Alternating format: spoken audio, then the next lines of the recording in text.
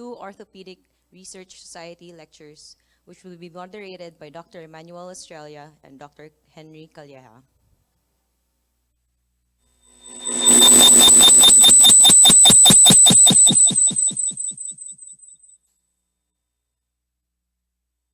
Good morning, everyone, and welcome to the Orthopaedic Research Society session.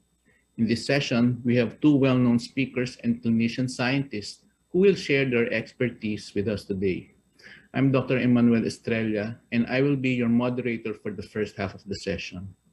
Just to give a short background, the ORS is an initiative of the POA to promote and support orthopedic research among fellows and future fellows. Our first speaker is a very familiar face in Philippine orthopedics and hand surgery. He is currently a clinical professor of the UP College of Medicine and of the UP Manila and Department of Orthopedics. He is also the vice chair for research for that department. He has published several articles on hand surgery and is currently working on programs and projects for an integrated telemonitoring advanced working group, telepresence devices, and a member of the faculty of on the manufacture and development of a locally powered air purifier respirator. Among his accolades, he was a recipient of the Outstanding Young Scientist Award in 2019 from the National Academy of Science and Technology of the Philippines, the Young Physician Award in 2018, and an International Emerging Leader Award by the AAOS in 2020. I would like to introduce to you our first speaker, Dr. Nathaniel Orellasa, to talk on research-oriented orthopedic practice.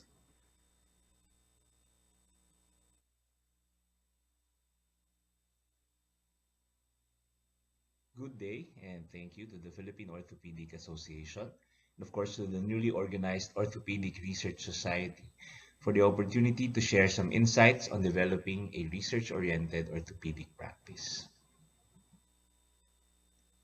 As a way of giving my disclosures and disclaimers, I would like to present the sources of my perspectives for this lecture.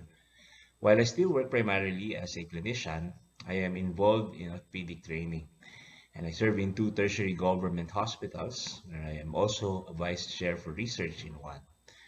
I also teach in a research in a university setting and work in a laboratory on biomedical innovations. I've also had collaborations with private companies for research on various topics, but this talk is not financially supported by any entity. And while I will be mentioning a lot of innovations, this does not attempt to cover all innovations that have been done in our field in the country. At the end of my talk, the listeners should be reinforced on the strengths and opportunities in orthopedics for research. I also intend to identify key elements to promote research in any type of practice and at any stage in our careers. Lastly, I hope that the best practices cited may help formulate plans to increase research productivity. So let me start with this question. Is research really for the so-called brutes like us? Well, I guess by now many of us are familiar with the source of my lecture's title, being teased internationally as a specialty that requires only strength to perform our tasks. So much so that we are often compared to carpenters. But as we know also, and we've shown this quote and slide many times before, caring for many delicate structures make us more like plantitos and plantitas than carpenters. Girdlestone already clarified this 90 years ago. And with that in mind, and from what we know now, we are aware that orthopedic science is a true melting pot of many natural and physical sciences, supported by basic and clinical evidences that has helped us care for generations of patients across the globe. This continuously increasing knowledge and understanding has led us to subspecializations that we know are still evolving, branching more into old and new disciplines. As a way of illustrating the diversity in our department alone in UPPGH, Aside from having our clinical specializations, we have faculty members who are practicing secondary specialties. And we also work closely with other scientists, like engineers, computer scientists, social scientists, and of course, other physician scientists. Such collaborations have fostered ideas and pushed for these ideas to create new knowledge and products. But even if we step back and just look at orthopedics as a specialty, I can confidently say that we are a good fit for research. For one, just in clinical practice, we like to objectively measure things, whether it's for indications for performing surgery or monitoring patients who may not have undergone surgery, or even those after surgery. We perform a lot of measurements, different methods, and of course, presumably, we record them in our charts. We also like to ask questions on how our patients are functioning. And these are standard questions, with some of them structured in questionnaires that may be summarized and that patients may also answer for themselves. On top of that, as surgeons, we like inventing new techniques, and which may also help other future surgeons who may be facing the same difficult cases. These are sometimes passed on as teaching materials, not necessarily as publications. But considering the variety of cases we see, many of us would have invented more techniques than maybe we can actually remember. And even if we're not the originators, many of us also just love innovations done by others, which in a lot of situations may help us lower the cost for our patients while still allowing us to deliver appropriate care. So these are just some examples of syringe finger fixature and the wall suction assisted closure dubbed WASAC by our by plastic surgery colleagues are just two of my personal favorites.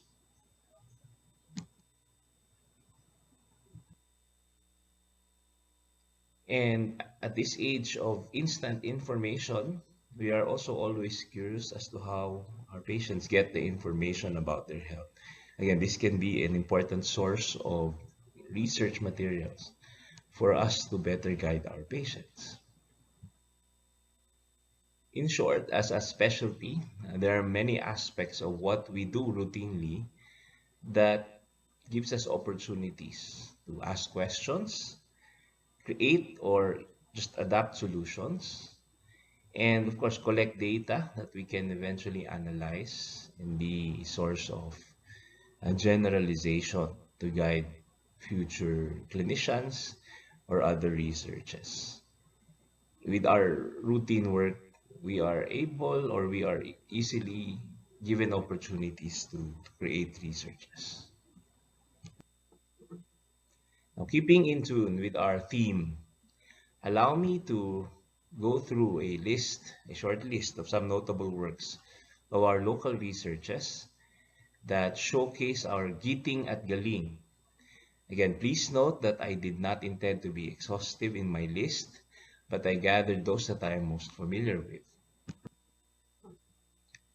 I'll start with techniques, and we are aware of techniques published by Dr. Arafiles on elbow surgery that are still being cited and used on patients today. So this came out of not having many options in treating difficult and rare conditions. This is something that I guess many of us still experience now. In this recent publication, in a very popular journal, we see the ingenuity of our surgeons from Bacolod in creating a low-cost negative pressure wound therapy from a converted aquarium pump. And this was not just tested on a few patients. It has been shown to be comparable with a commercial system in clinical results despite being 7 times less expensive in a randomized controlled trial setting.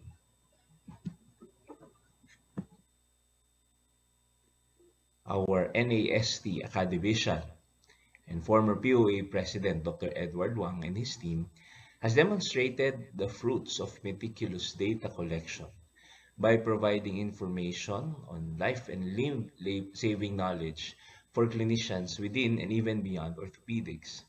Now, through their continuing collaborative work and multiple publications over the years, we have been guided on the treatment of musculoskeletal tumor that is most appropriate for our country and for our people. Dr. Wang, with his personal crusade, has also been serving as a mentor to many researchers in subspecialties outside musculoskeletal oncology, including yours truly. Last but definitely not the least, while we are all aware of Dr. Bustillo's classification and publications on open fractures, his company that made local implant production a reality continues to develop devices. And this is in partnership with our Department of Science and Technology to ensure that treatment options are made available and affordable for more Filipinos. They have also opened opportunities for many researchers to realize the support that our government may provide for surgical specialties and other related sciences. From those examples, I hope we are able to better appreciate the much bigger research ecosystem that is beyond researches that are often made to comply with training and institutional requirements. As shown in this example from the US NIH, what our trainees and our universities do that are related to research are but a small part of where research may be carried out.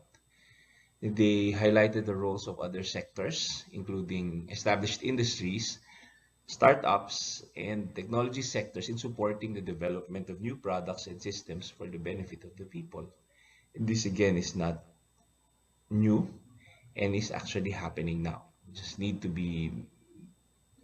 to be made more aware and be exposed to them for us to be able to tap and understand where our projects can come in. Citing again a local example that is even beyond those mentioned sectors, we can see that research outputs may greatly affect policies that shape the future of our people's wellness. Through these landmark papers by the group of Dr. Irwin Tabu, we are able to propose, with sound scientific evidence, concrete ways to improve our care for our elderly. And of course, this becomes more relevant as the population grows older across countries, including ours. And we see this to likely lead to policy changes, not just within one institution or several institutions, but even on a national scale.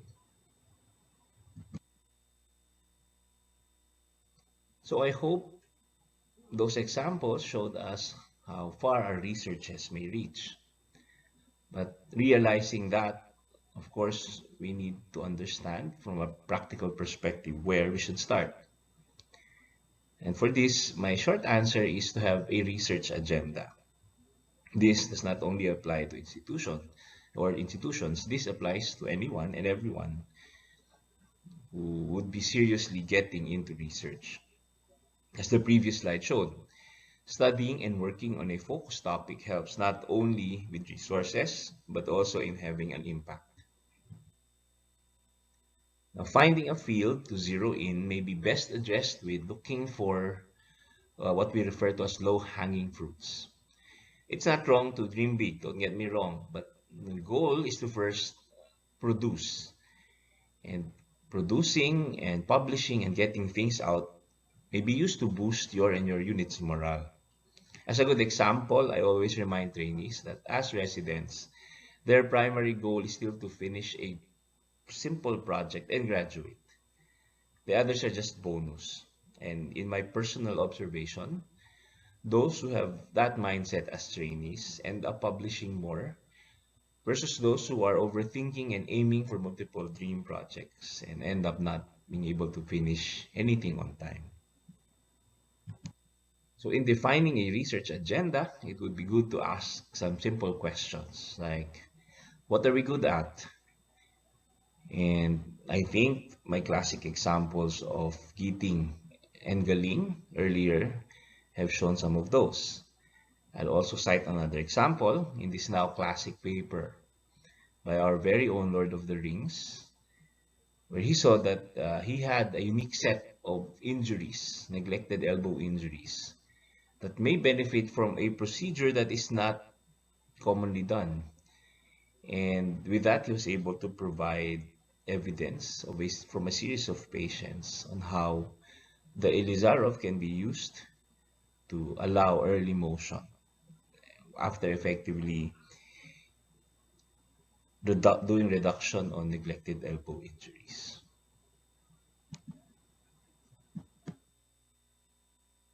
Aside, of course, from cases and procedures, which we do a lot, we can also figure out what our unit has, which may be outside our specialized skills and equipment, but collaborators that may not be commonly associated with our field. As an example, in this paper with Dr. Estrella, he capitalized on connections with epidemiologists, social scientists, and including community medicine specialists to better describe the outcomes of an already rare procedure. So this, aside from promoting the specialty, also provides deeper insights on how our patients deal with the effects of the illness and also the effects of undergoing reconstructive procedures.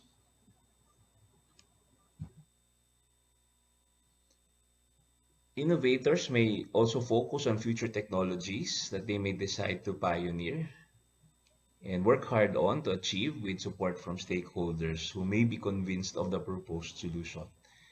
I think a good example of this is Dr. Rafael Bundok and his team, which started promoting the application of 3D printing in our local setting. This fortunately garnered the support of both private companies and even our government, where he now also serves as a consultant for 3D printing projects. But just as a warning, these types of projects require a lot of time and effort and creativity, as these are still emerging technologies. And many of these would definitely require financial support, whether within your institutions or even outside. And which leads me to my next point of finding support, specifically external support, because while our hospitals and universities are investing on us and of course on infrastructure, other personnel and equipment, many of our projects will still benefit from available support from our government or even our specialty societies and of course private companies. Now, as for government support, some of us may still be unaware, but the DOST, PCHRD, or the Philippine Council for Health Research and Development, has been funding projects by many of our fellows and even trainees, including those that I have highlighted earlier. And although the calls are usually early in the year, it would be good to be familiar with them, just to explore the different available grants in preparation for the next call, as they tend to also be tedious in their processes. So you may scan this QR code and just see where you can be involved or which grants may be appropriate for you. Now, as an example of private organization support, and I'm doing this as part of my work as a research officer for the local council, let me take this opportunity to encourage those who are still looking for a startup grant to apply for the AO Trauma Asia Pacific Research Grant, which closes in a few weeks. So feel free to connect with your AO Trauma Philippines Council if you have questions, and the link may be accessed through this QR code. Aside from financial and logistical aid, one resource that our future researchers often seem to lack, and I think this is actually the more important resource that we need to allot and provide for them is time. As a research fellow many years ago, I personally appreciate the regular designated time provided to work only on research-related tasks.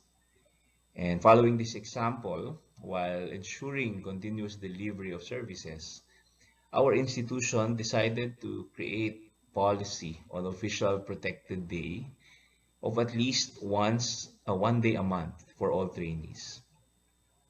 Now, this day may be used to work on different aspects of research, not just in the usual research writing and data collection, but also including didactics, especially for our younger trainees, using curated materials from the hospital and other materials online. And of course, for the more senior residents, they may use this for continuing their data collection and up to the point of writing their manuscript for publication. Their accomplishments are self-reported using a simple form that we created, which summarizes their work. And these are also the forms that are used to monitor their progress individually. Now, as they progress, we also try to provide support. Their efforts are incentivized through assistance in finding grants from different sources as facilitated or pointed to them through the efforts of the research or the research mentors and the research committee. I would also especially mention our hospital's research office, which coincidentally is currently headed by our invited speaker, Dr. Jean Toral, which has consistently provided not just funding, but continuing education for our trainees and faculty to painlessly pursue research projects within the hospital. The department has also been looking and providing financial support, not just for conducting the research, but for presentations locally and internationally. And we have also come up with special awards for our trainees through the generous donations of some of our faculty and alumni.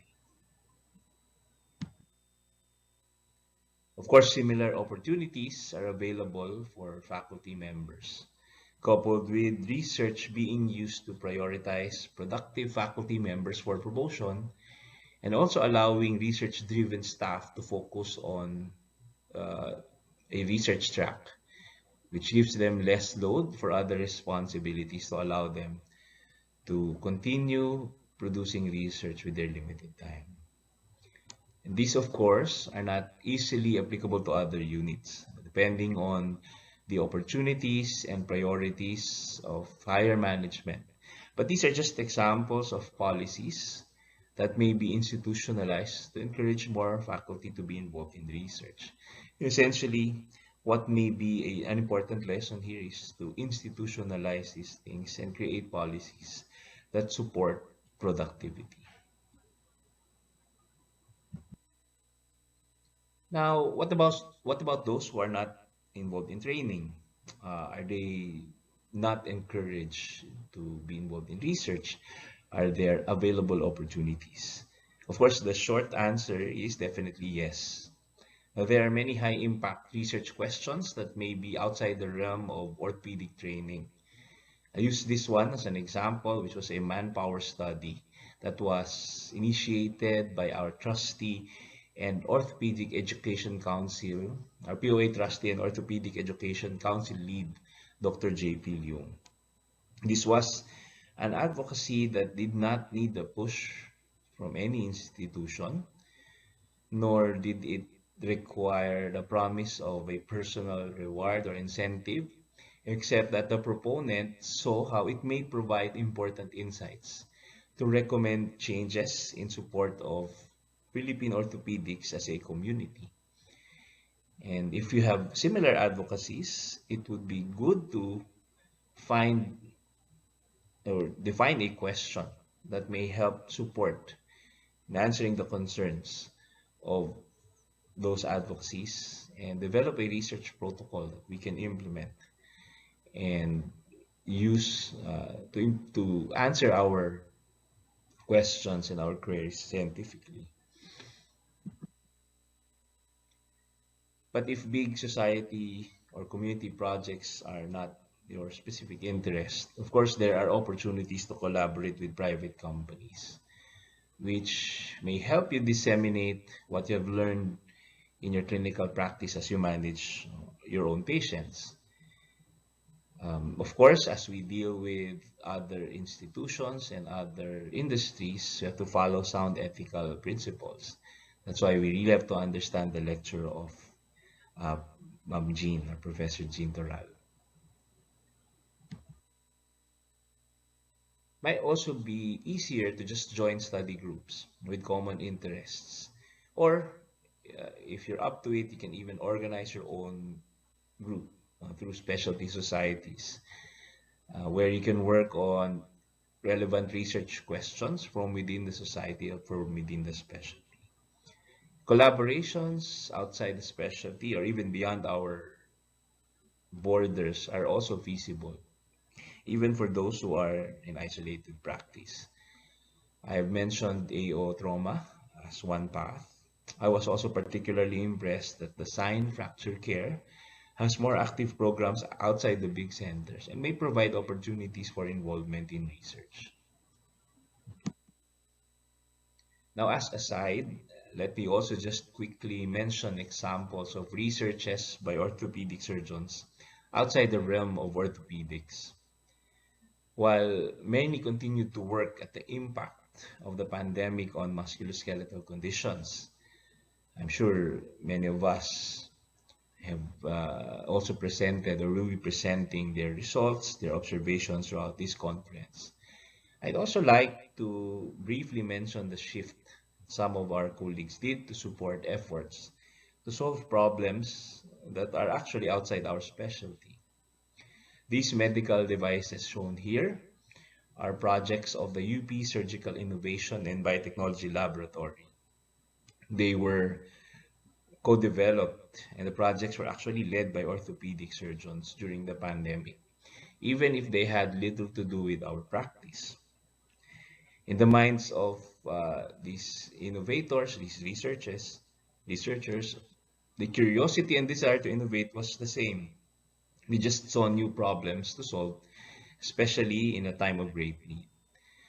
And again, this is not exhaustive. I'm certain that there are many others among us who did the same, proving that there are always opportunities for clinicians to get involved in research. Of course, it would be easier if it were in our specialty, but it should not be limited to those things that we are already doing. In the end, the ultimate goals are the same. That while research may bring glory and other personal rewards, as clinicians and researchers, our primary aim is to come up with innovations that bring real palpable change to us and to our patients. We also want to work on sciences that solves the world's problems. And I think as surgeons, we already have an edge in achieving that. And lastly, I sincerely hope, especially for our country, who need to reach more of our marginalized fellow Filipinos, I sincerely hope that our discoveries will reach and benefit those who need them most. I end with the following take-home messages. I know, even without this lecture, we are all convinced that orthopedics is a gateway to many discoveries and innovations. I hope I was able to add on to that feeling through the examples that I showed, which also means that as orthopedic surgeons, whether we are involved in training or not, we can all be researchers. And I also know that our society, the POA, has been encouraging more of us to join in and be involved in different research projects and advocacies. We just have to be inspired by the right research questions. And as I have shared some of the best practices that I have personally observed or encountered, may we continue to learn from each other and discover more of what we have all been doing to promote research in our personal practices, in our institutions, and apply those so that we can all unite in pushing for further research-oriented or orthopedic practice in our community that will support not only our surgeons and our patients locally, but may be a source of new information and knowledge globally. And as I end with that, I'd like to thank everyone for listening to this talk. Okay, thank you, Dr. Aureliasa, for that very inspiring talk. Do we have any questions from the audience? Okay. Okay, for now, do you have any questions? Okay. So I'd like to start off the question to Dr. Aureliasa. Dr. Aureliasa, what will be your advice to an orthopedic surgeon with a very busy private practice who wants to engage in research? I think most orthopedic surgeons would want to do research at some point, whether he's a member of an academe or a purely engaged or engaged purely in private practice. How do you advise them to start doing researches? Good morning, Dr. Australia. And yes, in response to that, as I emphasized in the lecture, I think the most important aspect is to commit time first, because research really takes time. And especially in the beginning, no, it's really sometimes a steep learning curve. So you just have to give time, regular time. I think we both share that. No, every week we usually have some time that we reserve. We don't really do anything clinical in our clinical work, and then get things done. It can be slow in the beginning, but once you get the hang of it, it becomes easier. So the most important is to commit regular time, and that's also what we're trying to teach our residents. And this is time that's really reserved for just doing, whether it's learning about research in the beginning or trying to collaborate or actually doing the project. Just reserve time first. Okay, thank you. There's a question here from Dr. Leong. Well, his question is, how can we formulate a national orthopedic research agenda?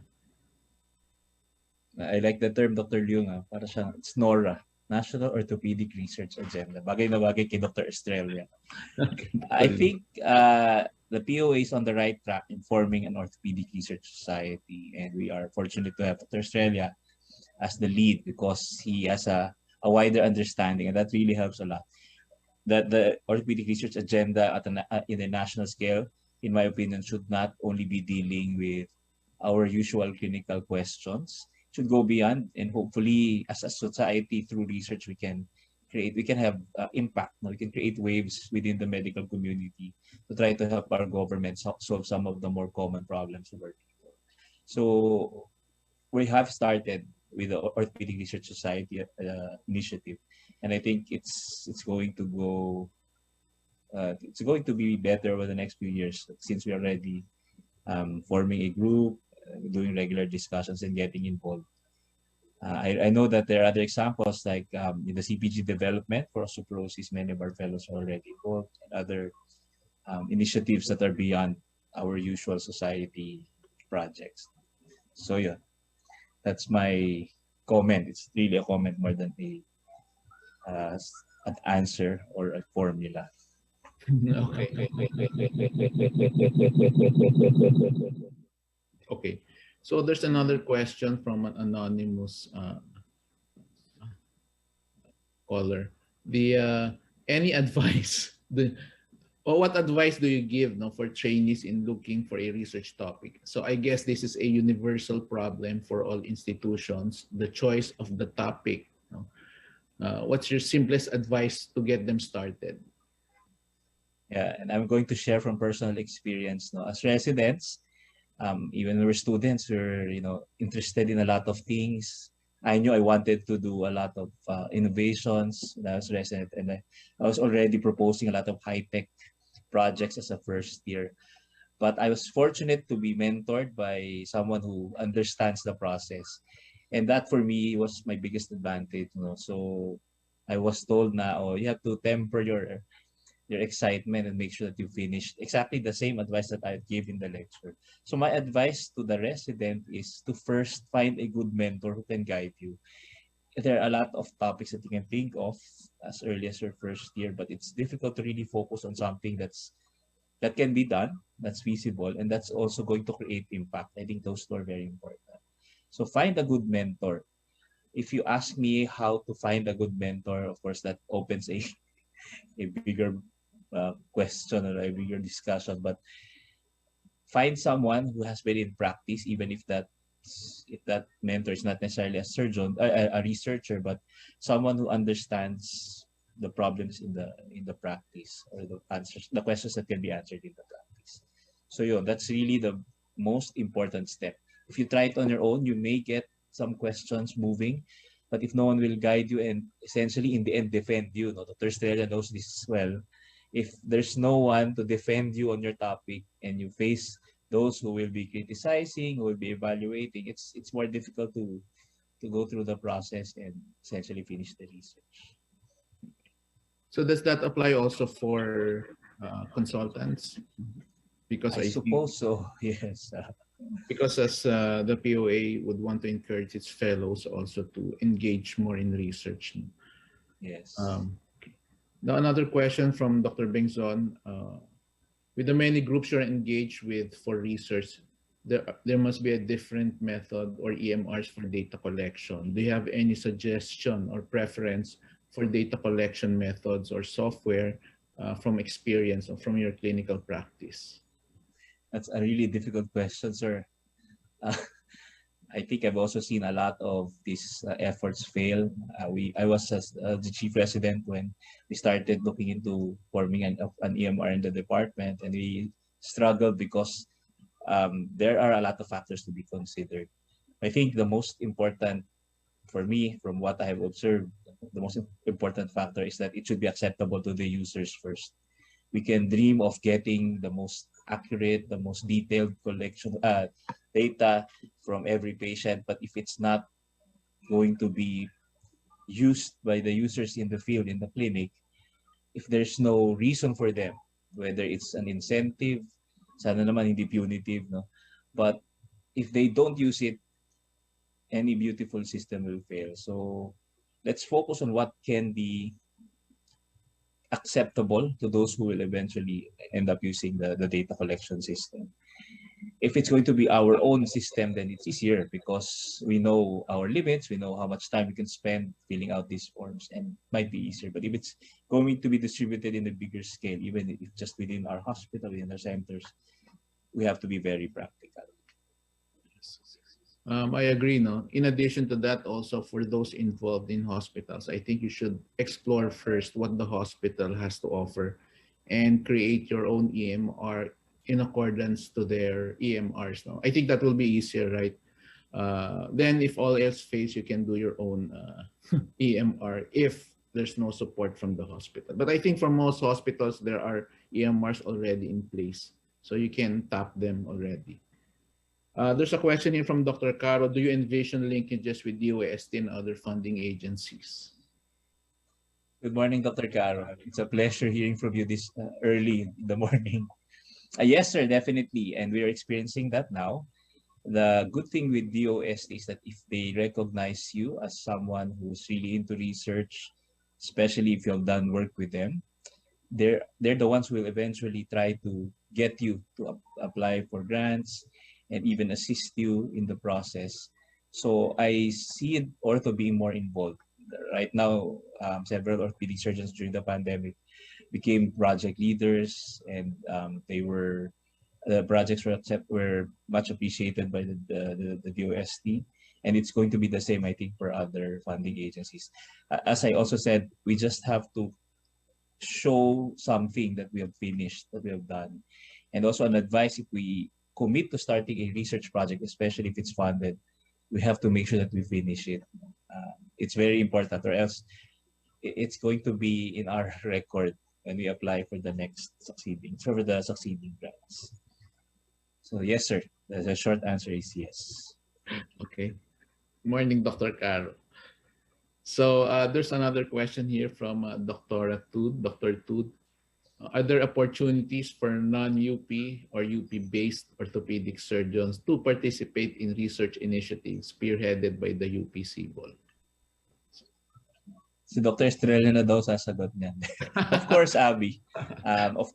While CBOL has a UP in its name, it's not limited to just those within the UP system. And I know you also know many of the people in CBOL, especially our program leader.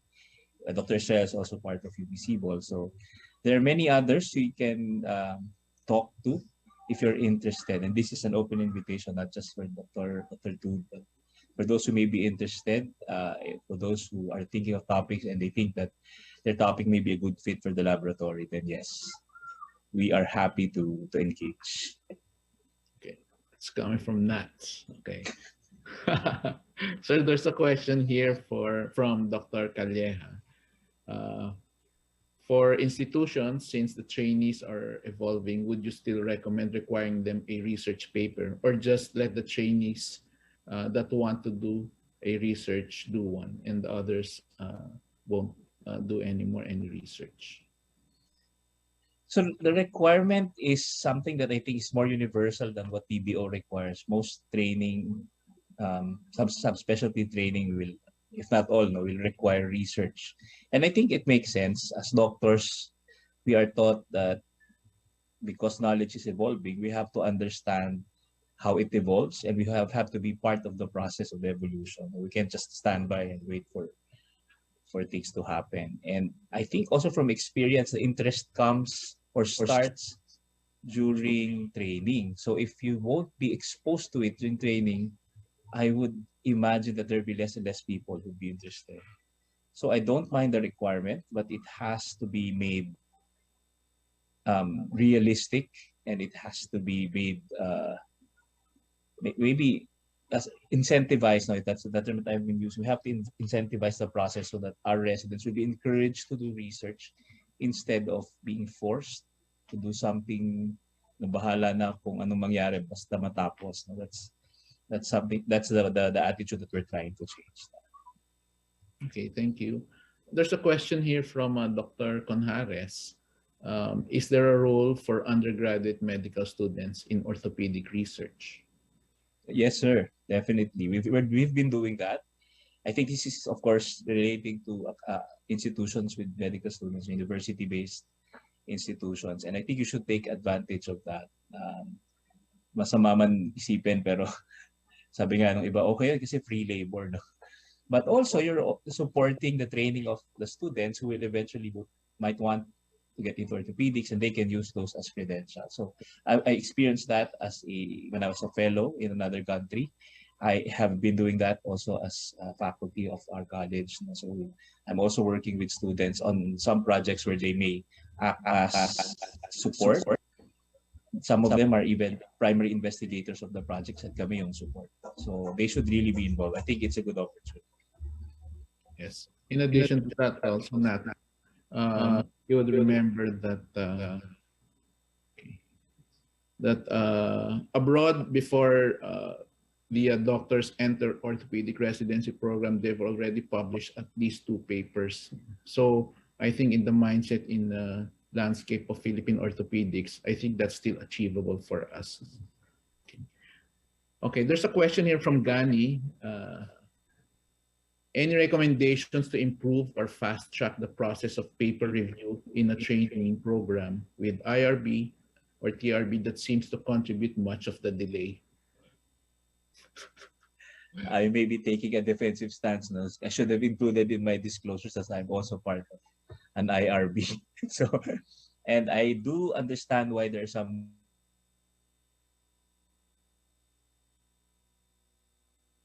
delays, and important here is be familiar with the process of what the IRB is looking for. A lot of times that is the source of delay. When those who submit are not familiar, they would submit incomplete papers, and it would take time before they're even informed that they have incomplete submissions. And then the delays keep adding up to. But of course, there are other factors. The IRBs themselves may not be working at the pace that we'd want them to work, but it's very important that we go through them. No matter how we feel like it's causing the delay, and I'm already providing a segue to the lecture of Dr. Toral, the role of the IRB is essential. We may want to do more research, but we have to make sure that our researches are made ethically. No? They're created ethically. We can't skip that part. So it's really just something that we have to contend with. But from our side, be familiar with the processes, with the principles, so that there will be little revisions needed when we submit. There's another question here from Dr. Caro. How intimate should a research mind be with training? They should be married and never divorced. So. As simple as that. Simple as that. So. Okay. Okay. So I'm going through the question box.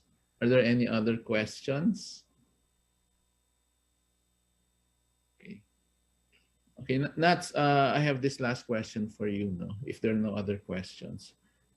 You talked about partnering with other not just other specialties, but with engineers, no? Could you tell us your experience? How is it to work with them? Were there any problems that you encountered, and how did you overcome them? Because I think orthopedic surgeons are closely related to engineers, no? Yun na nga, I was gonna say, though, it's not really a problem, but I've learned a lot working with other disciplines outside medicine.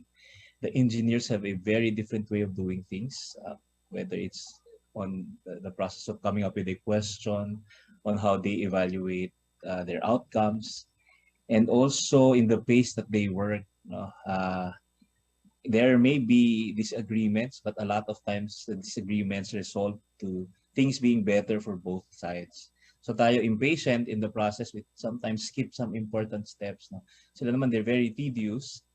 And sometimes it takes too long for them to come up with a solution. Meron ng bagong problema or may solution na dun sa hinahanapan ng problema. But I think for me, my experience has opened my eyes to a lot of things that we can do beyond the usual clinical questions that we ask. And some of them may be quicker and better solutions for the relatively complex problems that we may have in clinic. No? So I encourage all of us to be friends with these disciplines, not just engineering, even with artists, even with those who deal with designs, industrial designs of the things that we use, especially as surgeons. We learn a lot from them and can get a lot of ideas from them. So I encourage that practice. I think it's the way for us also to be excited para hindi na tayo nagsasawa dun sa clinical work. And a lot of institutions internationally are used to that. Tayo nagsisimula pa lang, many of them would have engineers within their team as part of the department, not just as on the needed project basis.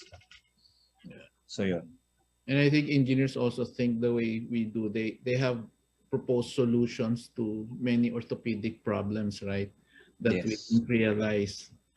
So I guess that's a good partnership, for everyone. Okay. So are there any other questions for Dr. Orellasa? Okay. So if there are no other questions, I would like to thank Dr. Orellasa for participating in this lecture for the Orthopaedic Research Society. And just to summarize his talk, I guess the gist of the talk is that orthopedic surgeons are natural scientists, not just brute carpenters. And Dr. Orellasa emphasized to make a research agenda. Agenda should be realistic, clear, with definite goals, and can boost the morale of orthopedic surgeons.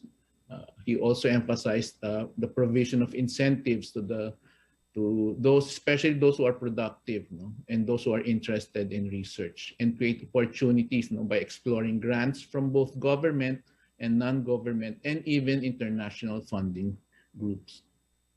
So, and lastly, I guess no man is an island, and he emphasized creating collaborations, no, in healthcare, mainly engineers, social scientists, anyone, community specialists, both private and government institutions.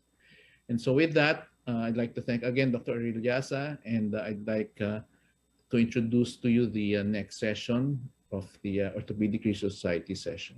Thank you, Dr. Arilyasa. Thank you. Good morning, everyone.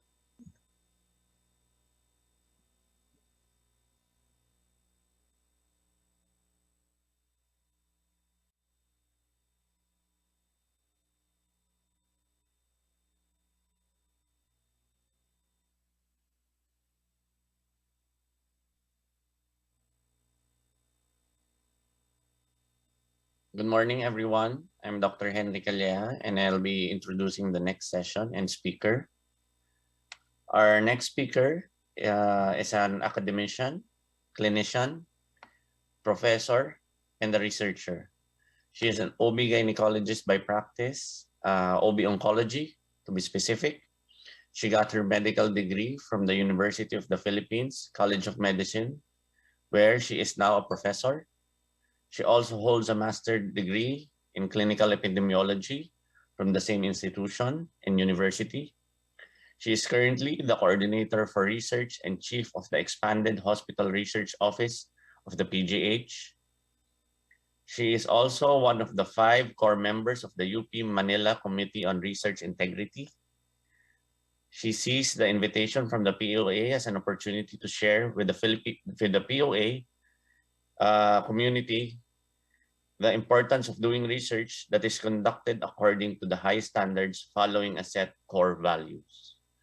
So it's with great pleasure to introduce our speaker this morning, Dr. Jean Ann B. Toral. Good day. Before anything else, I would like to thank the organizers of the 73rd Annual Convention of the Philippine Orthopaedic Association for the invitation and the opportunity to speak to you about ethics and integrity in research. You, as members of the POA, one way or the other, are stakeholders in orthopedic research. The field continues to grow as a response to the increasing burden of musculoskeletal disease and injury. There will be many new scientific discoveries that will be introduced in your clinics and eventually impact patient care. It is thus extremely important that these researches be conducted with the highest standards of ethics and integrity. This slide shows you the title of the Inter-University Integrity Day event sponsored by the University of Ghent in Belgium back in 2016. Integrity and ethics in research, cherry on top or part of the mixture? I'm pretty sure you know the answer. The University of Ghent established a commission on research integrity way back in 2010, and the objectives of the commission are to encourage good research practices among the constituents and improve and promote the overall research culture in the university amidst the many processes and activities in research.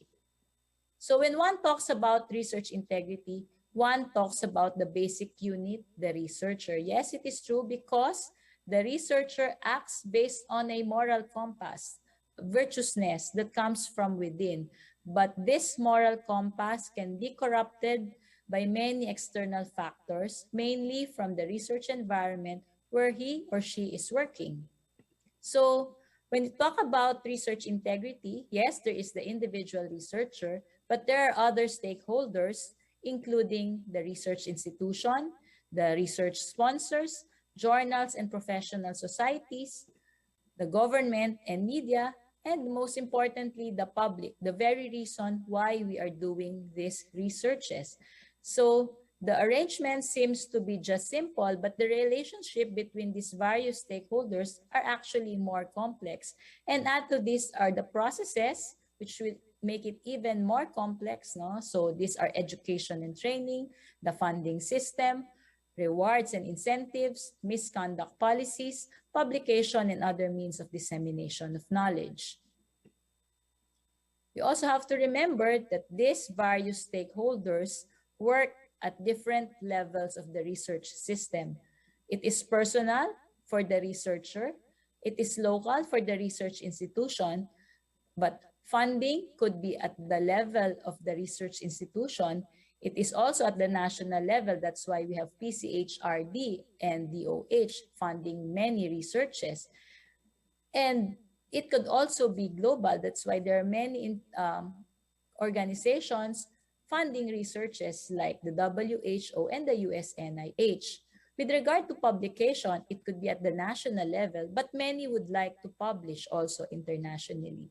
It is in this context of research stakeholders working at various research systems that I hope to fulfill the objectives of this lecture, define for you research ethics and research integrity, discuss why the two are important, identify the key elements for both, and at the end, I will try to identify ethical and research integrity issues through case scenarios.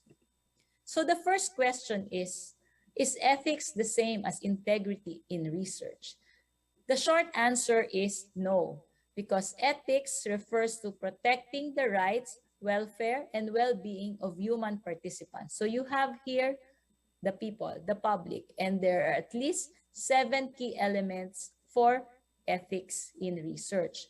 On the other hand, integrity in research refers to doing research in all its steps in accordance with a set of core values. So we refer to integrity involving the integrity of the researcher, the research institution, the funder, the scientific societies or professional organizations, and the journals. And there are core values which are integral to this concept. And this arrow just tells us that there is actually a relationship between the two, because a research which was not done with integrity cannot be ethical. So how then is the Research Ethics Board different from the Office of Research Integrity? The Research Ethics Board applies research ethics by reviewing the methods of the proposal, ensuring the appropriate steps are taken so as to protect the rights and welfare of the humans participating as subjects in the study. So the Research Ethics Board, it's protecting human subjects. On the other hand, the Office of Research Integrity would like to ensure that all stakeholders in research adhere to a set of core values which have to be observed in all the processes of research, starting from the conceptualization down to the research review. And research misconduct is generally reported to this office. So what are the key elements of research ethics? There are actually 7 of them, and I will be discussing them one by one. For this part of the lecture, the main references include the International Ethical Guidelines for Health-Related Research Involving Humans from the CIOMS and the WHO, published in 2016.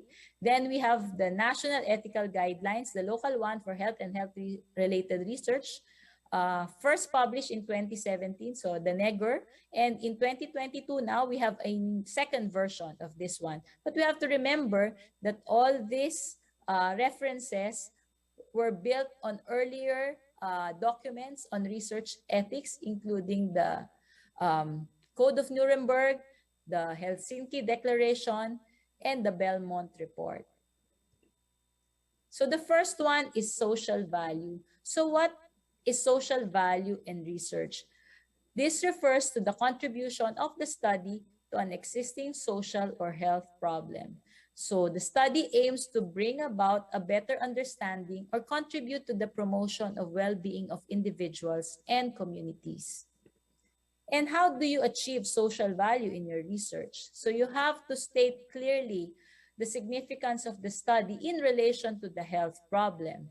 The study design and the methodology that will be used should be able to generate information or knowledge supportive of the objectives. And there should be a dissemination plan included in the protocol. And what is the role of the REB in this social value?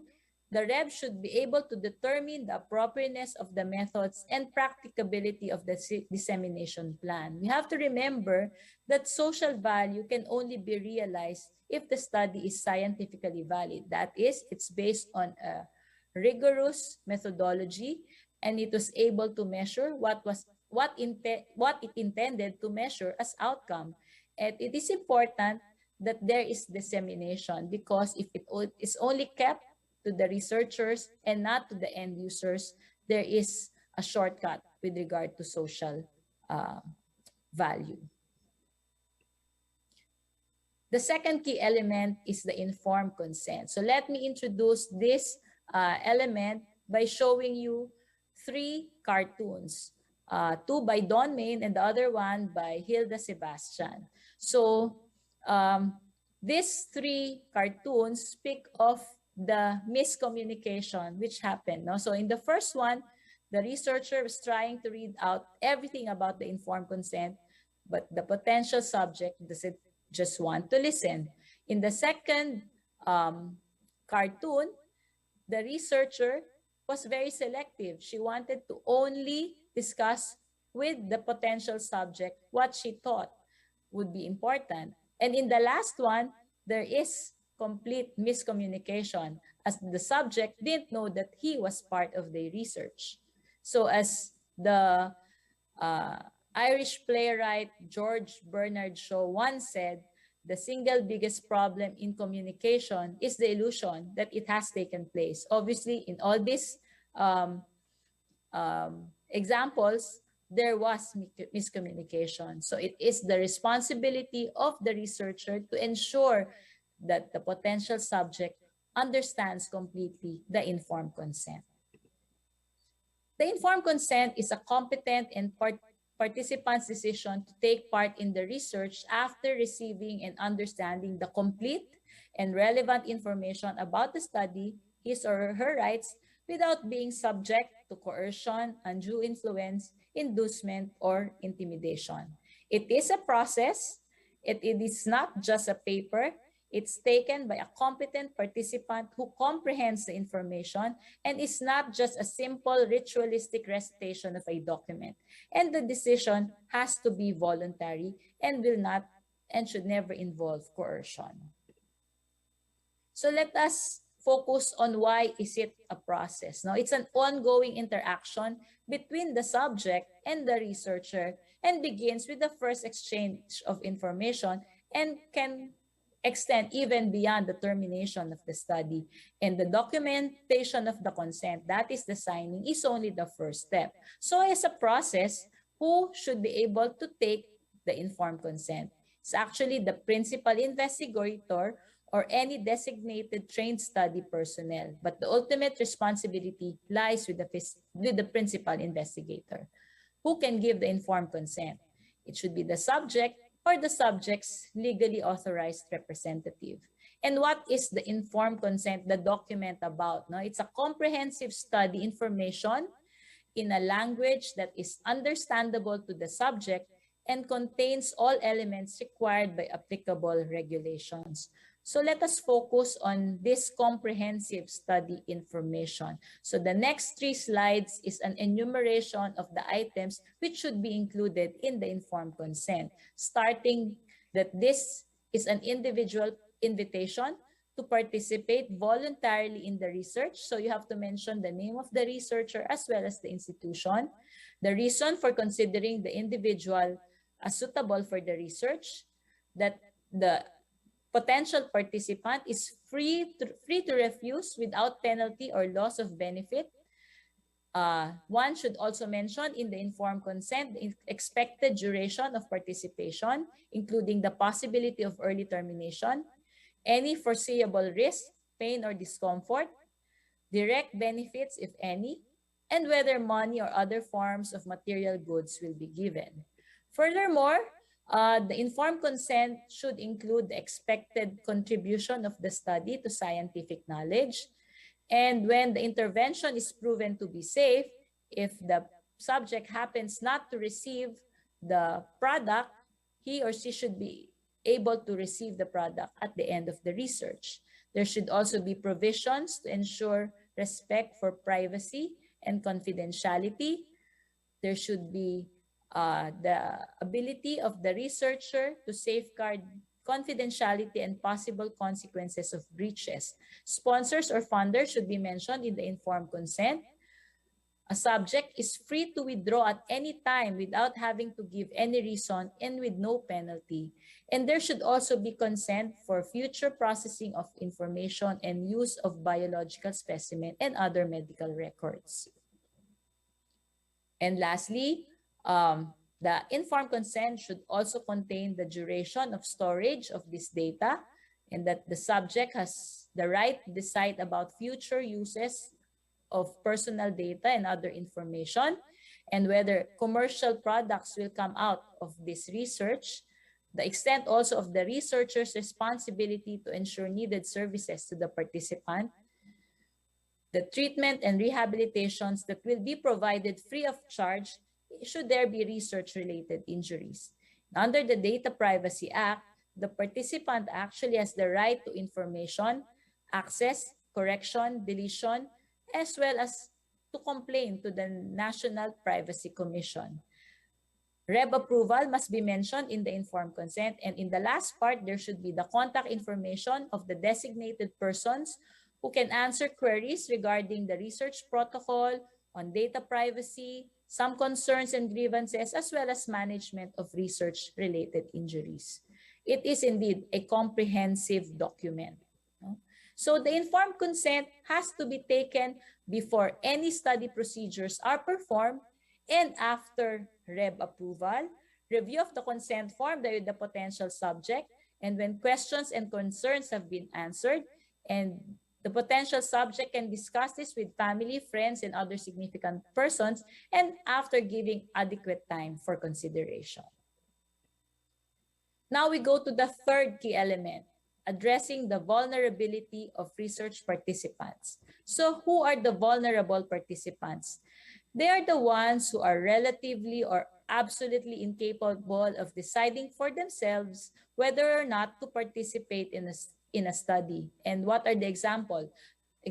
No? So those who are with physical and mental disabilities, those who are impoverished, those who are involved in asymmetric power relations. So, and there are two groups or two people, one is superior or more powerful over the other, like in employer-employee relationship, teacher-trainee, teacher-student, healthcare provider and patient. So these are asymmetric power relations. And also the marginalized, those who are discriminated or excluded because of some reason like economic, cultural, social behavioral, and others. And when should vulnerable groups be included in research? Only when it is necessary to promote the welfare of the population represented and when the research cannot be performed on non-vulnerable persons or groups. And what we should remember is that these potential subjects, these vulnerable participants, must receive competent advice and assistance to ensure that they will not give consent under duress without the benefit of adequate information. The fourth key element is benefits, risks, and safety. The only single justification to doing research is the potential benefit that it will bring to the people or to the community. And the researcher must make careful assessment of predictable risk to participants. And it is the researcher's responsibility to protect participants from any harm. So the general guiding principle is maximize the potential benefit and minimize the risk. And research should only be conducted if there is acceptable benefit to risk ratio, and participants who give consent assume research-related risks. The fifth key element is privacy and confidentiality of information. In any research endeavor, respect for the patient's right to privacy must always be there, plus the confidentiality of information. The release of information should be included in the informed consent. But there are just some situations where when there are limits to this confidentiality, no? Like for example, a researcher discovers that the potential subject or the subject is engaged in some illegal or harmful behavior like child abuse, use of drugs, illicit drugs, or has suicidal ideations, then it is the ethical and legal obligation of the researcher to disclose such identity to relevant legal authorities. Also, when collecting data in groups, such as in focus group discussions, the research group has to safeguard the confidentiality and privacy of the people involved in these ways of gathering research data. And of course, there has to be data management and protection plan included. The sixth key element is justice. This refers to the equitable distribution of both the burdens and benefits of participation in research. There should be fair selection in the choice of population, sampling, and assignments. That's why in clinical trials, there is randomization.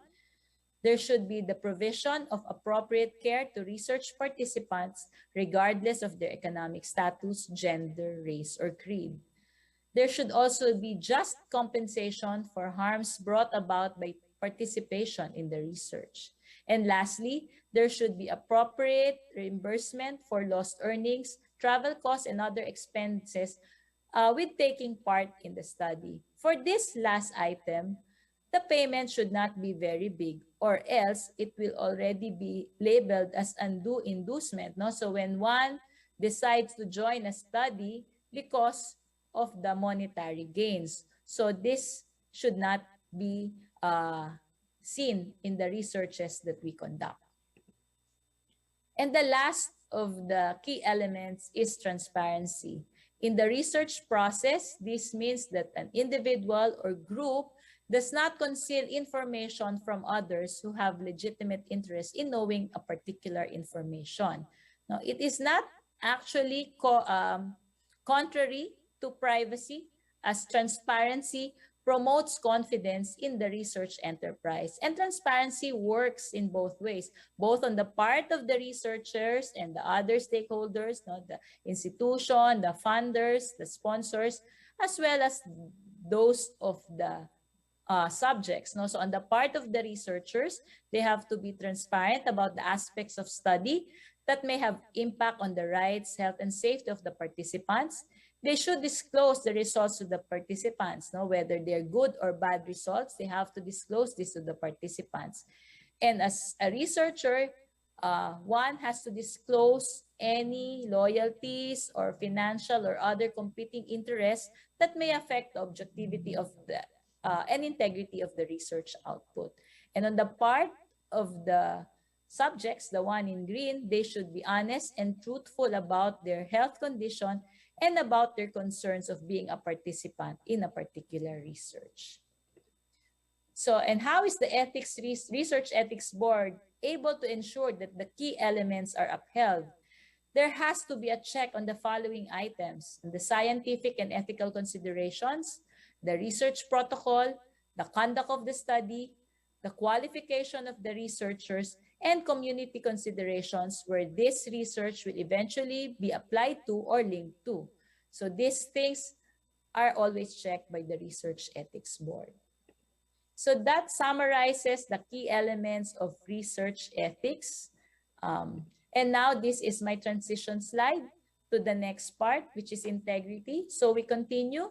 Let me reintroduce to you research integrity by using two research cartoons from Patrick Hausenbach, also of the Ghent University Library. So this one refers to falsification. Here, there is manipulation of the data. You can see here, the negative results were thrown and only the positive results were published. So falsification involves some manipulation, so you can either omit, suppress, or delete data. So that is falsification. And the second one is plagiarism, the practice of taking someone else's work or ideas and passing them off as one's own. There are actually many different types of plagiarism. You can have global plagiarism, wherein you present an entire text by someone else as your own work. I've seen a work wherein when we subjected to similarity check, it reported more than 90%. So it's practically the entire text of someone else. No? So that's global plagiarism. Then you also have paraphrasing plagiarism. That is rephrasing someone else's ideas without citation. Probably what is most common to us is verbatim plagiarism, wherein we directly copy a passage of text without citation. So when you cut paste or copy paste, this is the result. There is also mosaic plagiarism, wherein you combine text ideas from different sources without citation. You can also plagiarize yourself when you reuse passages and ideas from your own previously submitted work without the appropriate citation. And the last one is incorrect citation, when you fail to give all the necessary information in your source citation. And the last of the top three, no, among the research misconducts is fabrication. When you need data and you just make up a bunch of data and submit it as if it were real, that is fabrication. So these are actually the top three among the research misconducts are fabrication, falsification, and plagiarism. So FFP. But there are still many others like failure to get ethics approval, conducting research on humans without informed consent. Of course, there are data management issues, which are sources of research misconduct, including not admitting that some data are missing or ignoring outliers without declaring it, not including data on side effects, especially in clinical trials, or publication of post hoc analysis, that is data or analysis which was done only after seeing the data without declaring it. There are also authorship issues like gift authorship, which I'll be discussing later on, and not giving proper attribution to other authors. There are also publication issues like redundant publication, not attempting to publish completed research. So these are also research misconducts. Of course, not disclosing a conflict of interest is also a research misconduct. Failure to do an adequate search of existing literature before beginning a new research is also a research misconduct.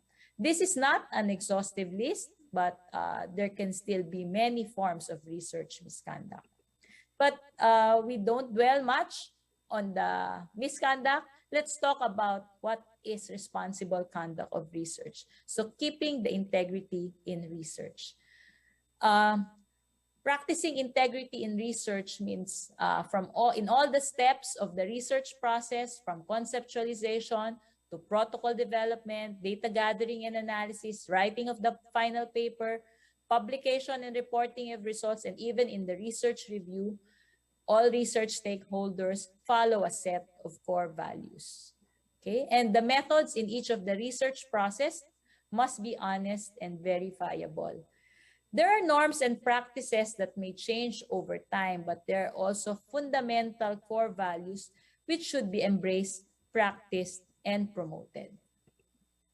There is actually a World Conference on Research Integrity which aimed, no, it was actually initially conceptualized to be a meeting between US and the Americans and the Europeans, but it turned out to be a bigger meeting, a global effort in the hope of discussing and making recommendations on how to improve, harmonize, publicize, and make operationally effective international policies of responsible conduct of research, or RCR.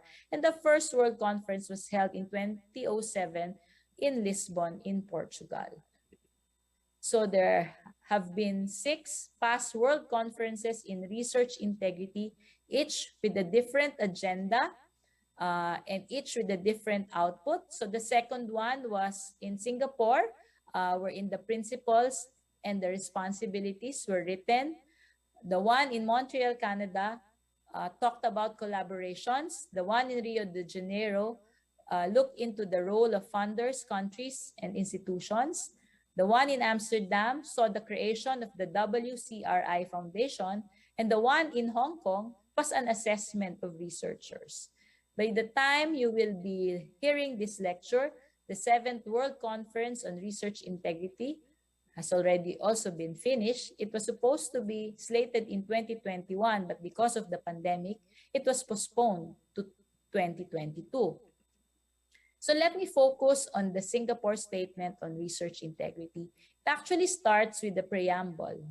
So it says here that the value and benefits of research are vitally dependent on the integrity of research. It recognizes that there can be differences as far as countries, as well as various scientific disciplines in the way research is organized, but then again, that there are fundamental core values or principles that will work for any country and for any research or any research discipline. So this include honesty in all aspects of research, accountability in the conduct of research, professional courtesy and fairness in working with others, and good stewardship of research on behalf of others. And this, the one on your left, is a screenshot of the actual document of the 14 responsibilities as stated in the Singapore World Conferences on Research Integrity. And I summarized them on the right side. So it is the responsibility of any researcher to maintain the trustworthiness of his research endeavor. He has to adhere to regulations. He has to use appropriate research methods. He has to come up with clear and accurate records. He has to share data and the findings. He has to be responsible with regard to authorship and also acknowledge role of contributors. He has to conduct fair review of other people's works. He has to disclose financial and other conflicts of interest. Should she make comments, they should be professional ones and limited to his recognized expertise. Should be able to report research misconduct, and this goes also for the research institution. There should be procedures for responding to allegation of misconduct. And as far as the research institutions are concerned, there should be an effort to create and sustain research integrity. And lastly, and perhaps the most important one, the ethical obligation to society. That is, the benefit should always outweigh the risk.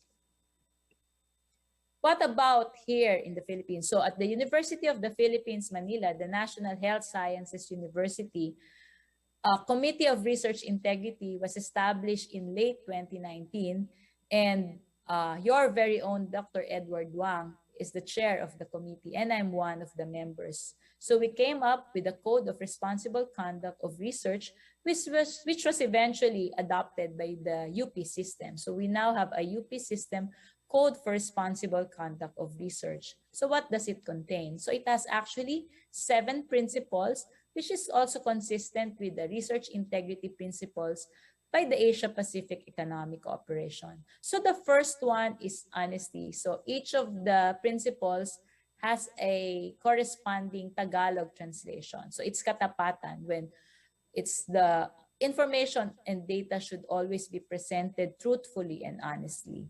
Responsibility. So a researcher and all the stakeholders must fulfill the duties and obligations to make sure that the research is trustworthy, and the researcher has to be accountable for his actions and decisions. Rigor or higpit.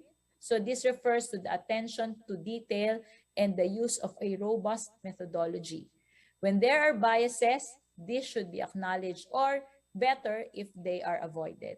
The fourth one is transparency or aninaw. This is transparency in reporting research methodologies, data, as well as finding, as well as sharing these things to the stakeholders, as well as to the community where the research is linked to. Then the fifth one is respect or respeto of all stakeholders, including the community involved.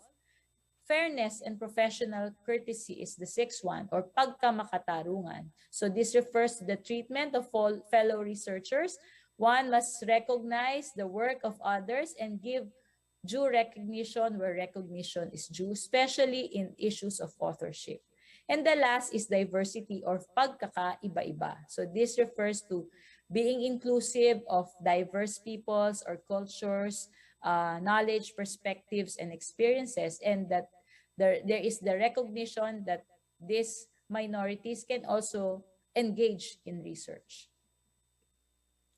So now we go to the best practices for research integrity. So the main reference for this is this 2017 edition of Fostering Integrity in Research from the U.S. National Academies of Science, Engineering, and Medicine. So it came from Chapter 9. That's why each of the stakeholders here have a screenshot of the best practices for each of them and labeled with a 9 dash and a number. So there are 5. So let me go first to the researcher. So the one on the left is the screenshot of the actual list, and what is on the right are the summaries I made. So for the researcher, good practice includes maintenance of high standard in one's own work. There should be vigilance, professionalism, and collegiality. Researcher should be able to handle data effectively and responsibly and with transparency.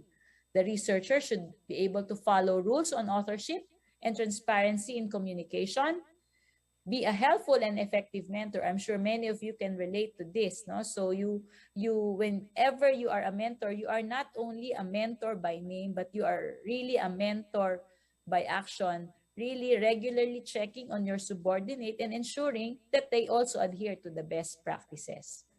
And one can also be a peer reviewer, and you have to be a fair and effective one. And lastly, a researcher should be compliant to institutional and governmental rules and regulations. Let me just devote 2 slides on authorship. No? So the International Committee of Medical Journal Editors has 4 criteria for determining who is an author. The first one is that author should have substantial contribution to the conception or design of the work, the analysis of the data, and the interpretation. Second, the drafting of the work or revising it critically for important intellectual content. The final approval of the version has to be approved by the author, and there should be an agreement that the author is accountable for all aspects of the work that will be published. These criteria are actually intended to ensure that contributors who have made substantive intellectual contributions be given credit and be part of the authorship. But they have to be responsible also. If they are given credit as author, they should be responsible for it. There are also breaches of in research integrity as far as authorship is concerned. And these are the 3 Gs, no? So guest, gift, and ghost. What is a guest author? This is actually the practice of including influential names in one's paper in an attempt to bias the perceptions of reviewers and editors towards the validity of the work. So you ride on to the good reputation of maybe a colleague or a boss, so you include him or her in the authorship. While gift authorship refers to the practice of naming seniors as authors even when they do not fulfill the criteria for authorship. And many are probably guilty of this. And the last one is ghost authorship. So this is the practice of either leaving out the person who has done so much for the study. You omit the name of the person who has significantly contributed to the work, either because you deliberately did that or because that person does not want to be named. No? So this is ghost authorship. And these are all breaches in research integrity. Now we go to the second stakeholder, the research institution. So what are best practices as far as research institutions are concerned? So a research institution should integrate research integrity approaches. No? They should provide training to constituents, and there should be no exaggerated communication of results of studies. The research institution should assess the climate of research integrity and address its weaknesses. And should there be research misconduct, there should be fair, timely, and thorough investigation. The research institution should be able to protect the whistleblowers. Many would probably not come out because they are afraid. And if retraction of the papers is in order after the hearing of the research misconduct, then this has to be done. And lastly, there should be continuous and improving training on responsible conduct of research.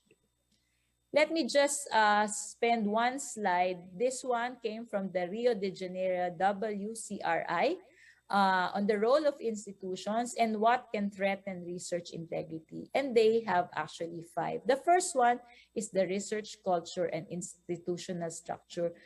In probably many institutions, competition is very apparent, and the reward system would really make the people or the constituents they are tempted to misbehave because of this competition and reward systems.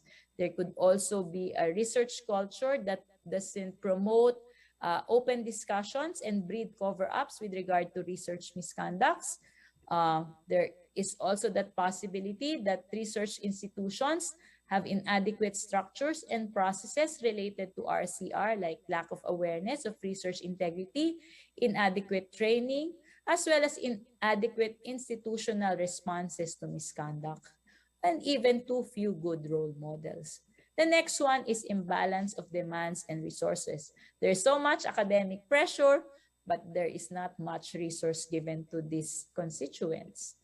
There could also be difficulties with reward system when there is overemphasis on quantity rather than quality, or difficulties in rewarding collaborative works and with emphasis on individual efforts, and inequities in power and resources. So the strong hierarchical relations. So here you talk about again asymmetric power relations, no, seniors versus juniors, exploitation of juniors, and even reluctance to intervene in other researchers group. No, so this problem on research integrity as far as institutions are concerned is a deeply rooted one, and finding a solution based on WCRI really needs a good understanding of the problem.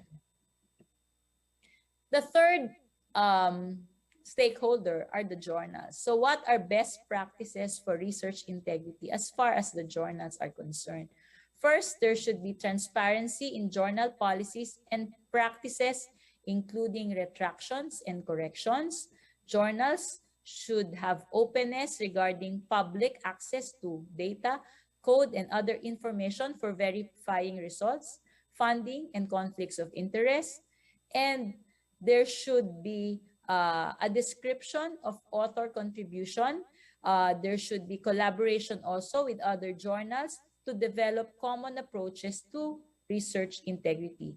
The journal should also conduct or facilitate regular trainings for reviewers and editors. So I'll devote 2 slides on predatory journals and conferences. So 3 criteria to see whether a journal or a conference you're interested in is predatory. So first, the organizer holds low-quality academic meetings for the primary aim of making money, not even to support scholarships. There's no effective peer review, allowing anyone to buy a slot.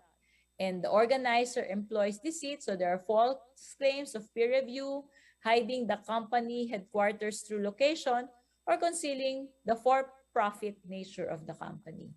There is actually a Think, Check, Submit organization which provides a checklist by which you can see whether the journal you are highly considering is the one for your research work.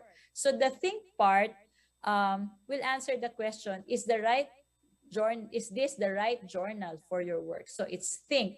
And then the check is actually a list of questions wherein about the publisher and the way it works, no? So the peer review process, the ways of charging, etc. And if many of these items are checked on your list, then the third part is yes, you can submit to this particular journal. And the things to watch out for is actually a longer list of what to watch out for. No? So don't fall prey to a predatory journal or conference. And the fourth research stakeholder are sponsors, no, or the funders of research. So these sponsors should also have clear policies on research misconduct, which all their constituents must be aware of also. And they should also have these research policies harmonized with the stakeholders' policies and practice. They should have also a way of data and code access, a way of coding access policies, the cost of which should be shouldered by the sponsor. There should be the practice of transparency of data and code and impartiality in use. And there should also be a way of sharing the data. That is also a responsibility of the research sponsors. And lastly, for scientific societies and professional organizations, so POA can look into this also. I guess this lecture being part of the plenary, that speaks of the importance that POA gives to research, research ethics and integrity. So what about the professional organizations? They should serve as a focal point for developing standards and discipline-specific educational materials. They should also develop codes of conduct and keep them updated. They should also foster discipline-specific RCR education. I suppose research is a requirement of the POA for those who would like to become members. No? So research is a requirement. So it should be important that the professional organizations also stick to the principles of research integrity. So this is the summary slide for the second part of my lecture. So we've discussed the principles, responsibilities, and the best practices for the responsible conduct of research. In that way, maintaining research integrity. So now we go to the more exciting part. No? So I've prepared 3 case scenarios, and these are actually from the grapevine, but I modified it a bit to suit the orthopedic scenario. So the first one is this one. A 4th-year orthopedics resident, Dr. Y, on his last 3 months of training prior to graduation, was not able to fulfill his research requirement. He came up with a research proposal involving retrospective chart reviews. What he did was to ask a research assistant to start gathering data even if there was no REB approval. In a month's time, he was able to come up with a final paper to the surprise of the RA. And the RA had to bring up the situation to the vice chair for research of the department. So the RA served as the whistleblower. No? So what were Dr. Y's wrongdoings? Well, first, there's the failure to get ethics approval prior to conducting the study. So the case also emphasizes that you cannot cram research, no? Even if it is just a retrospective one. And it doesn't mean that if it's retrospective, you don't need to submit to the Research Ethics Board. Yes, it's of high probability that this will be exempted from Research Ethics Board evaluation, but it has to be a formal one. And one more thing, if let's say the organization requires a research requirement or the institution requires a research requirement, it is the responsibility of that institution to provide opportunity to these trainees. Research protected time has to be provided, but it has to be put to good use by these trainees. No? And the vice chair for research, or I mean the RA, has to also be protected as a whistleblower. But the graver misconduct here is the fabrication of the data. Well, it's a great possibility, and this has to be dealt with by a higher body, probably a disciplinary body, because a dishonesty was committed in this case. The second case scenario is this one. A prolific resident in training researcher, Dr. R, was approached by his consultant advisor, Dr. C, after they have finished a prospective cohort study. This is already the third output of Dr. R, way beyond the requirements, and the first with Dr. C as advisor. The research idea was Dr. R's and refined by Dr. C. The data collection and analysis were facilitated by Dr. R. The final paper was written by Dr. R with minor contributions from Dr. C. Dr. C asked Dr. R if he can take the principal authorship of the paper as he needs it for an award. So this is actually a research integrity issue involving authorship. No? So the ICJME is clear about who are authors. No? Actually, Dr. C is part of the authorship, but he is not the principal author. It is actually tantamount to depriving the resident in this case of his intellectual property. But the other question here is the research institution in a way responsible for the action of Dr. C? He wanted to get the paper for an award. So is it a publication award? Is it the monetary thing that comes with the award, or something else? So as the WCRI said, this problem is deeply rooted, and to be able to come up with recommendations, the true situation has to be studied more intently. The last case is this one. This is a publicity poster for a multi-center study on bone mineral density screening for osteoporosis in women. What seems to be wrong? So there is nothing in the poster actually which says that this is for a research. So there is a transparency issue here. This is a research material, and this also has to have transparency. It seems to be deceiving, no? So the women might go there and they don't know that it is actually for a research. So researchers have to be transparent with all these research materials as well. So with that, I go to my key messages. First, we do health-related research for the common good. We have to do research always thinking of protecting the rights, welfare, and well-being of the participants. So this refers to ethics.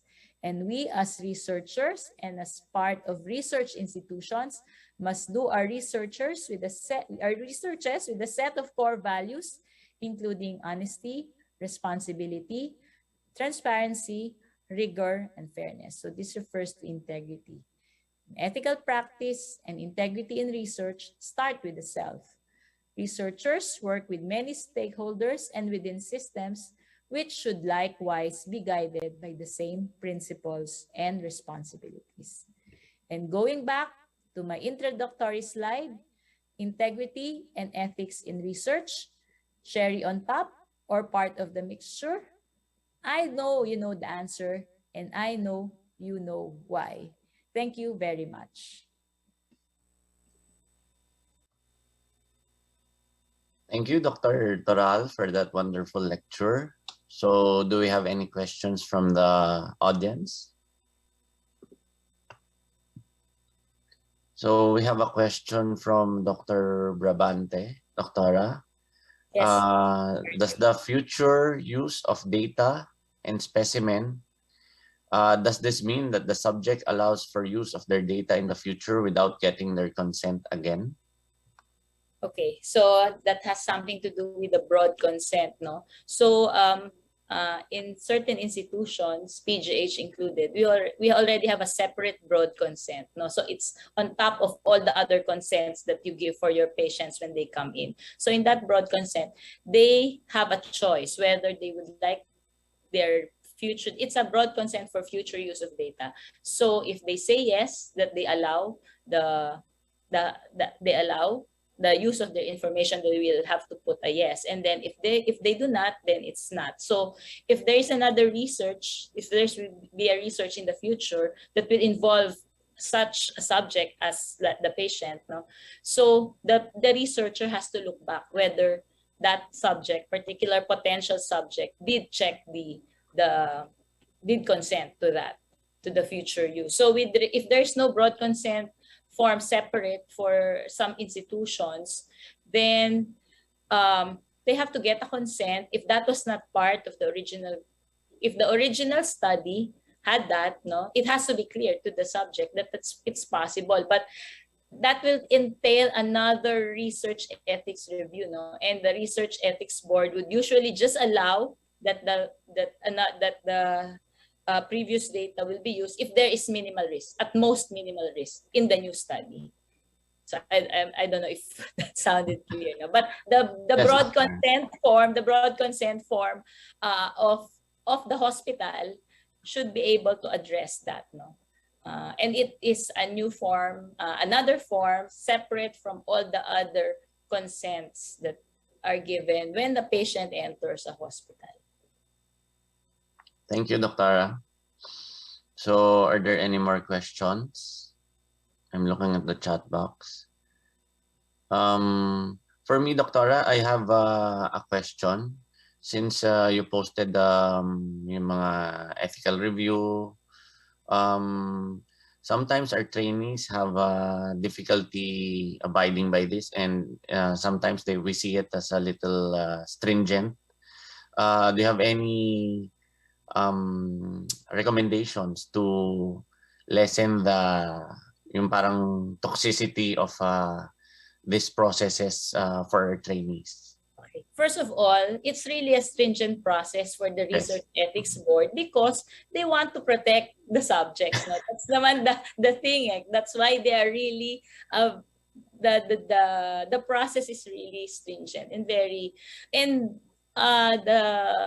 the trainees just have to abide by these ones. No? Hindi naman yan hinugot lang na gusto lang namin kayong toxicin. But of course, if you are a subject, you want to be protected. No? So I guess that also gives the trainees the trainees have to learn that they cannot cram research. That's one. No? So there has to be a program. Let's say as a trainee enters an orthopedics training program, nakaplano na yan, no? May mga dapat by first year you have a protocol, etc., etc. So that in that way, no, nakaplan out na, and breaches in in conducting research will be avoided. Thank you, Doctora. So to our trainees and institutions, ano talaga yan? It's a process. Stringent talaga siya. We have to go through it. So there's a question from Dr. Caro. Good morning, Dr. Caro. In the case of drug trials, who has the greatest responsibility for accountability?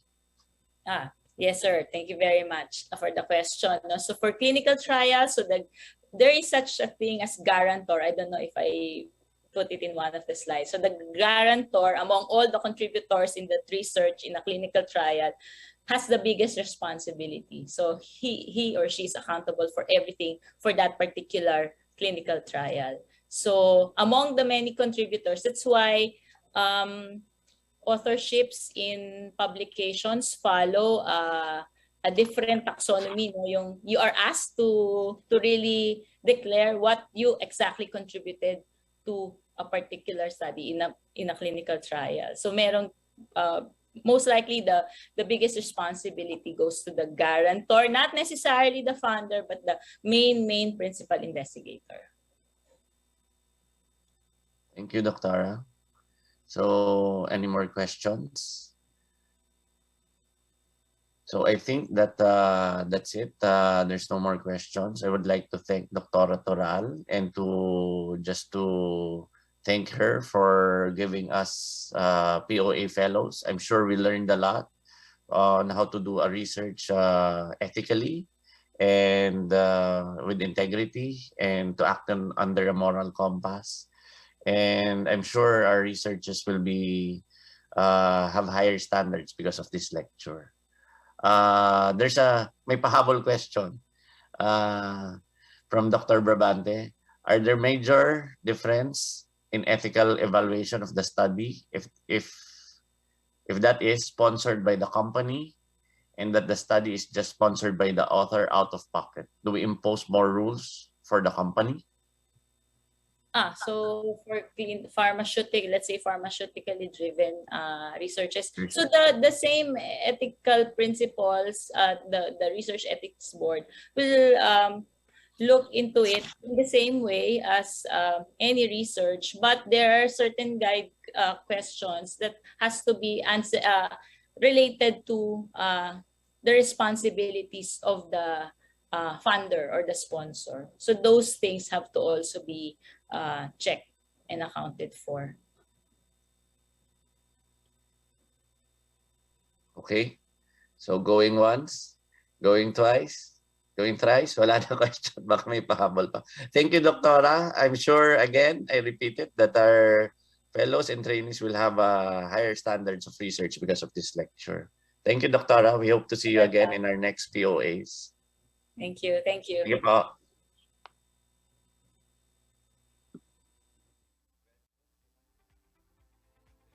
Thank you to the speakers of the Orthopedic Research Society and to our moderators. Please do not forget to fill out the evaluation form.